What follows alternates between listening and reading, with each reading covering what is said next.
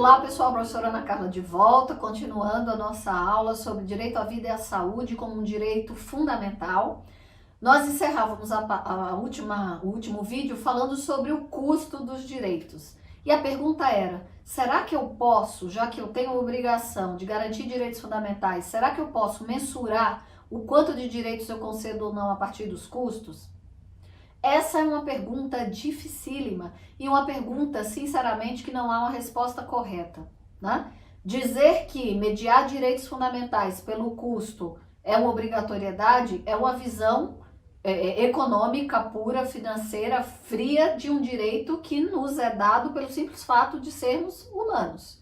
O Estado não nos pode tirar esses direitos. Por outro lado, dizer que o Estado deve arcar com esses direitos de uma forma ilimitada seria dizer que o Estado tem a possibilidade de retirar de nós toda a riqueza produzida para garantir tais direitos. Então, não faz o menor sentido.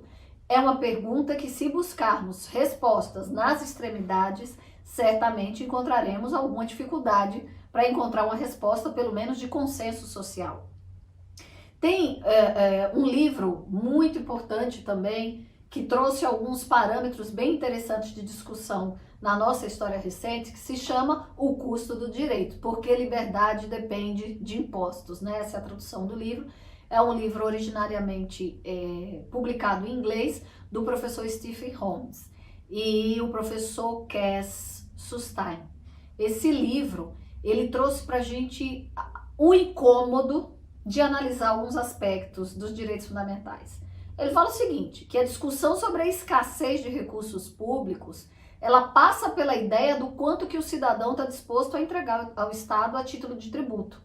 Quantos por cento da riqueza que você produz você está disposto a entregar ao Estado para que ele faça tudo aquilo que ele precisa?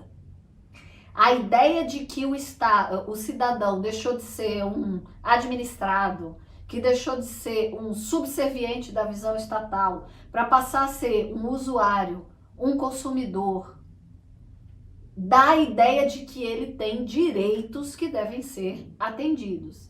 E aí a gente pensa, como arcar com esses direitos? O Estado não pode mais, para praticar qualquer ato, usurpar o direito. Já houve tempo que o Estado tinha direito de usurpar o dinheiro de qualquer um, bastava ele precisar fazer alguma coisa, ele ia lá, né, e pegava parte da sua produção, tirava a sua terra. Por quê? Porque o rei ia para a guerra, o filho do rei ia para a guerra, precisava de dinheiro. Então ele ia lá e pegava parte da produção. Isso ficou na história, né, sombria da humanidade. Inclusive os direitos fundamentais, o primeiro grande direito fundamental que nasce é o direito de ser tributado só mediante aprovação de lei pelo parlamento. O primeiro direito fundamental que foi reconhecido pelo direito não foi o direito à vida. Foi o direito a não ser tributado injustamente, o direito de manter o seu patrimônio sem... e que para que ele seja de alguma forma afetado deve ter uma lei aprovada pelo parlamento. Então começa daí os direitos fundamentais. Essa tese de que existe um limite para que o Estado possa atuar, ela é também chamada na literatura da tese da reserva do possível. E os senhores verão na literatura de judicialização da saúde páginas e páginas e páginas discutindo exatamente esta tese, a tese da reserva do possível, versus a outra tese, que é uma tese alemã, que é a força normativa da Constituição, que prevaleceu no Supremo Tribunal Federal. Só que ao observar as discussões que há no Supremo Tribunal Federal sobre esse tema até hoje, inclusive a última audiência temática do Supremo Tribunal Federal no ano de 2019, que fez ali um compilado de ações da área de saúde, há de se ver que no discurso dos ministros e no voto de muitos deles, o princípio da reserva do possível não foi derrogado por completo. Há, sim, um fundamento forte de que há de ter um equilíbrio entre o que se entrega, né, pelo Estado e aquilo que é possível o Estado fazer. Mas o entendimento majoritário é o entendimento de que a Constituição tem força normativa, né? Que é o entendimento trazido pela doutrina do Conrad Hess, que a Constituição tem força normativa e que ao não darmos validade à Constituição na garantia de algum direito fundamental, por questões de ordem financeira, nós estaríamos condicionando a Constituição a uma possibilidade econômica. E aí o Estado, a qualquer momento, poderia deixar de garantir qualquer direito fundamental sob a desculpa de que, olha, não tenho dinheiro. Mas, ao mesmo tempo, foi várias vezes ratificado que não é razoável que, ao garantir esses direitos, o Estado tenha de quebrar, ou que o Estado tenha de deixar de garantir outros direitos. É a busca do equilíbrio, né? Nem tanto ao mar, nem tanto à terra. Então, esse livro que fala do custo dos direitos, ele diz o seguinte, olha, costuma-se dizer por aí na teoria que os direitos de primeira geração, né, que são aquelas liberdades, não geram custos ao Estado. Isso é uma falsa premissa, porque para garantir as liberdades, o Estado precisa manter todo um aparato estatal para, na hora que a sua liberdade for afetada, você acionar. Então, mesmo a garantia dos direitos de primeira geração, eles geram um custo fixo ao Estado. Você tem que deixar um judiciário permanente, um Ministério Público permanente, ou a polícia permanente, para garantir o seu direito de ir e vir, o seu direito de pensar, o seu direito de falar, o seu direito de exercer a sua profissão.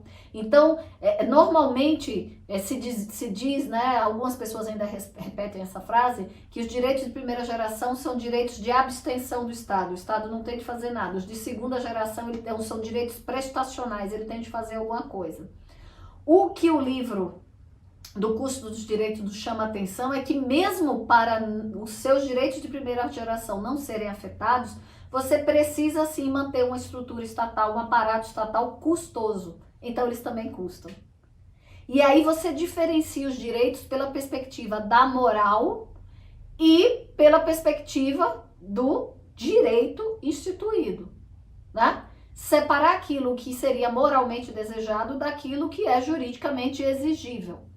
Então a gente tem uma dificuldade muito grande de calcular quanto custa, né? Vamos calcular o custo, vamos brincar de calcular custo na administração. E eu falo assim, olha, para você manter o seu direito de liberdade de expressão, eu tenho de manter um judiciário aqui. Olha o custo do judiciário por ano, vamos acabar com o judiciário. Ou vamos dividir o judiciário no meio para pegar esse dinheiro e fazer outra coisa, porque custa para a sociedade você ter o seu direito à liberdade.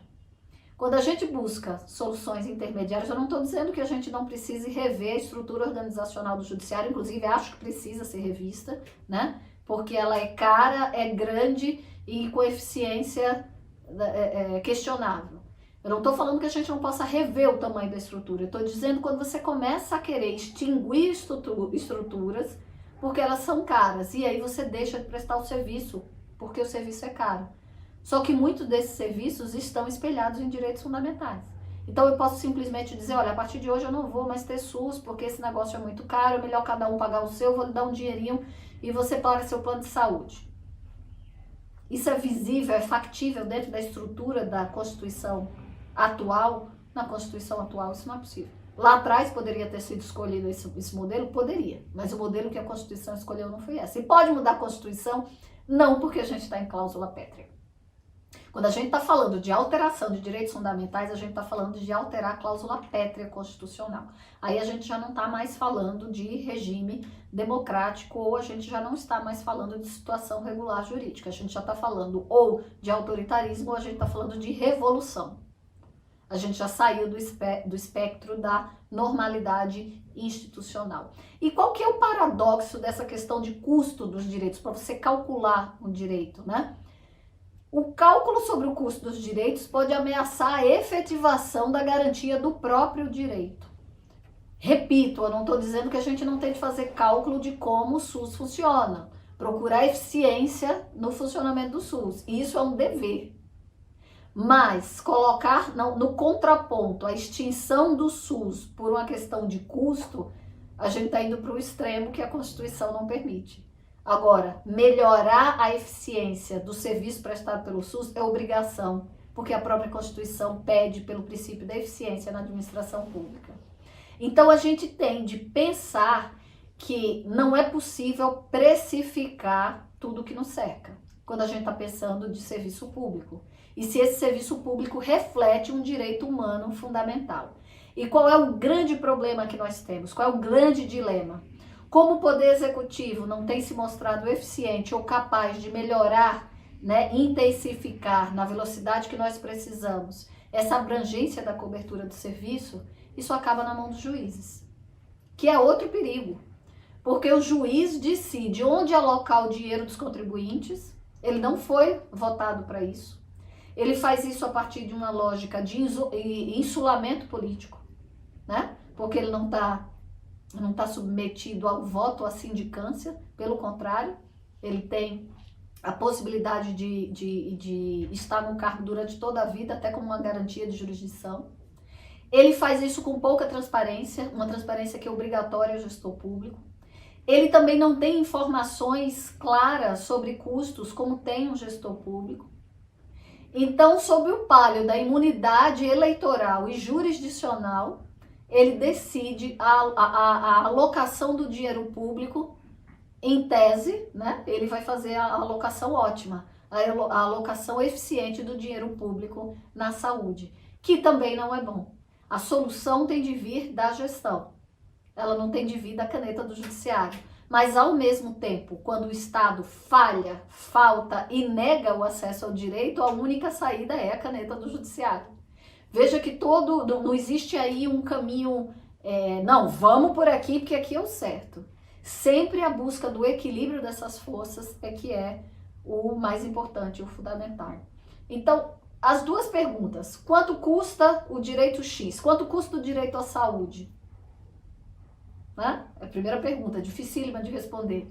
E quem deve decidir pela alocação dos recursos desse dinheiro, se eventualmente a gente conseguir levantar esse custo?